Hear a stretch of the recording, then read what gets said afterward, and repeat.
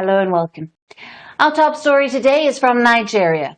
The West African country has said that it was not worried about the impact of tariffs imposed by US President Donald Trump. In August, the Trump administration slapped a 15% tariff on Nigerian goods, but oil and gas were exempted. It has been nearly 3 months since the US tariffs on Nigeria took effect. But the West African nation has said that the tariffs did not harm it as much as other countries. These remarks were made by Nigeria's Foreign Minister Yusuf Tuggar during a media interaction. Nigeria, the tariffs imposed by the U.S. Do not necessarily harm Nigeria to the extent that they may others. One, because we are a very large country, like you said in your introduction, a country of 230 million people. So we have a huge internal market, and we've got not only size, but we've got scale. Explaining further as to why Trump's tariff did not bother Nigeria much, the foreign minister cited the country's huge internal market with a population of 230 million, which is expected to grow to 400 million by the year 2050. The minister said that Nigeria was not entirely dependent on the US for trade and had multiple trade partners in South America and Asia as well. We trade with the US, we trade with China, we trade with Brazil, we trade with India, and our focus is not necessarily on one axis or the other, or especially in a multipolar world. On one hand, President Bola Tinubu's government has claimed that it was not worried about Trump's hardline trade policies. And on the other hand, some African nations have agreed to accept migrants deported from the US to reportedly please Trump, and this to ease out ties with the US. Now, the Trump administration has struck deportation deals with at least 5 African nations, including Eswatini, South Sudan, Rwanda, Ghana, and Uganda. But Nigeria has said that it will not follow suit. Tinubu's government has ruled out the possibility of accepting deportees from the US. That ship has sailed. We made our point, and I believe it's been it's no longer on the discussion table. We continue to enjoy a good relationship with the United States. We do not see the need to take in other nationals under duress from any country, because we already have a population, like I said, of 230 million people. Speaking for Africa at large, the Nigerian minister said that rich countries should not approach trade with Africa as a game of Minecraft, in which they secure supplies of natural resources. He said that the trade ties should instead be based on mutual respect and the need for Africa to develop. The Nigerian minister's remarks followed President Tinubu's recent claims that the country's economy was finally improving after his sweeping tax reforms, including the end of fuel subsidies. His reforms had triggered a cost of living crisis in the country.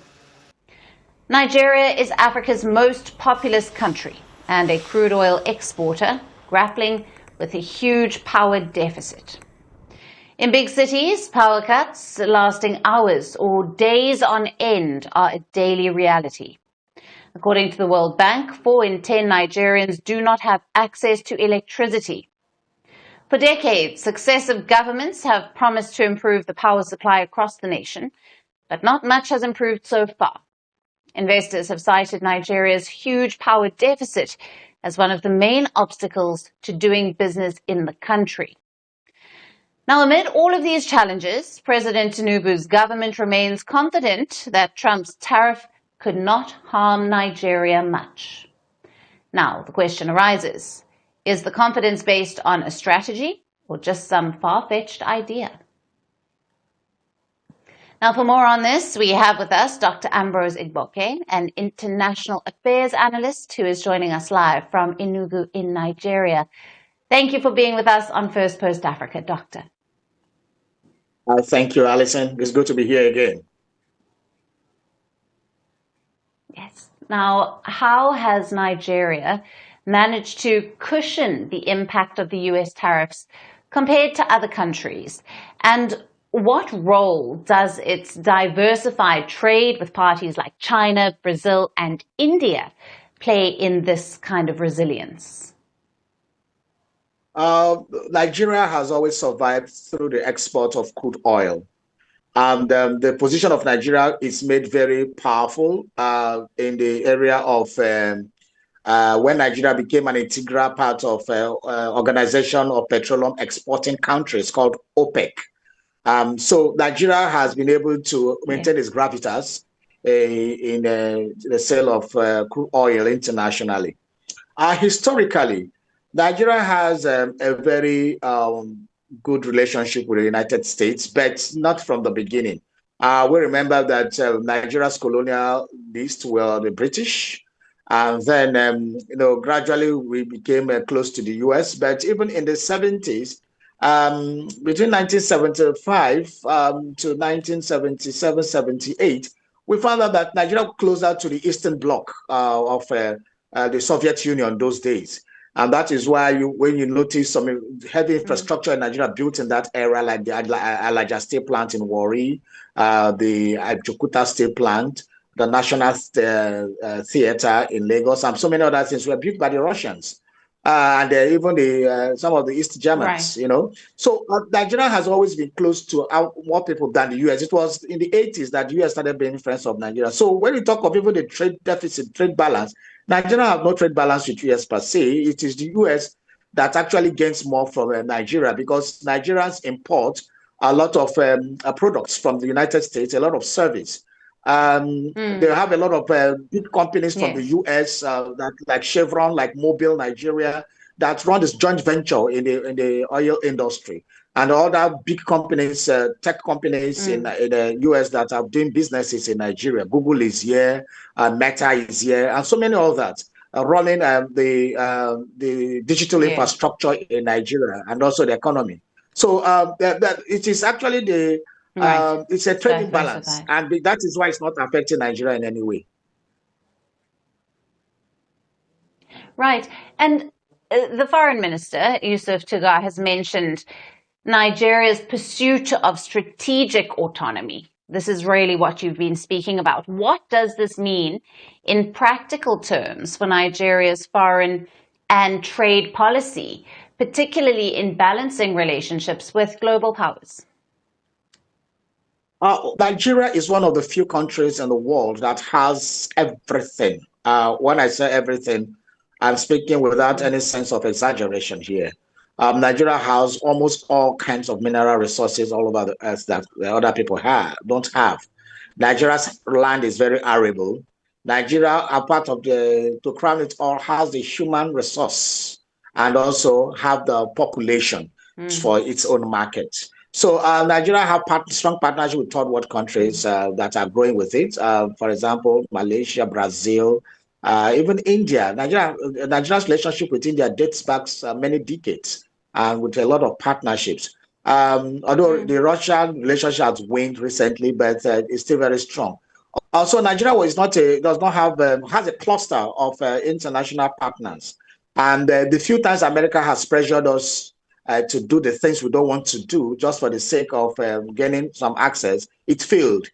Some years back, the United States threatened us that if we don't allow LGBTQ, in Nigeria, that was the year we criminalized it, and they gave us some sanctions. Again, when any sanction Nigeria given to Nigeria, it is US that loses because the trade balance is in favor of the United States. The same thing that they've come with other kind of strategies. So for us in Nigeria, we are not affected in any way because how many times do we actually send serious goods to the United States? We don't. Apart from the human resources of Nigerians that are working as immigrants in the United States, the trade balance is so much in favor of America that it doesn't in any way affect Nigeria significantly. Sure. Right. And given that Nigeria is reportedly not in talks to take back deportees from the US, how might this stance affect future diplomatic and economic relations between the two countries? I don't think this is a big problem. For me, the US, as I said earlier, gains more from Nigeria. The ratio is so insignificant. What do we actually gain from the US apart from being friendly with a superpower, which we also gain from Britain, which we can also gain from Russia, India, Brazil. But what we have in US, we have a very strong relationship with them, and I don't think this kind of tariff will bother. But it can be solved diplomatically. It's not by haranguing us and trying to force us to do what we don't want to do. The carrots, you cannot give us carrots and say, oh, get deportees and get this. We're already grappling with inflation. We are grappling with much population. Most of our population are also in the poverty line. And so we don't want immigrants to, people that are, we are battling with insecurity. And you want to bring people who are criminals or people from immigrants that you have rejected in your own country to come here to overbloat our population. So it's not what we can grapple with, because we are going through a lot of economic complexities right now. And then US should use it as a diplomatic measure, not as a punishment measure, and saying that, oh, if you don't do this, we're going to deal with you. That will not fly. Right. Absolutely. Thank you very much for being with us on Firstpost Africa. Great to have you on the show, as always. Thank you very much, Alyson. It's a pleasure to be here. Want the facts? The latest developments? News that gets straight to the point. Well, we've got all three just for you. This is Firstpost Live, a brand new show, your window into what really matters. Don't miss it.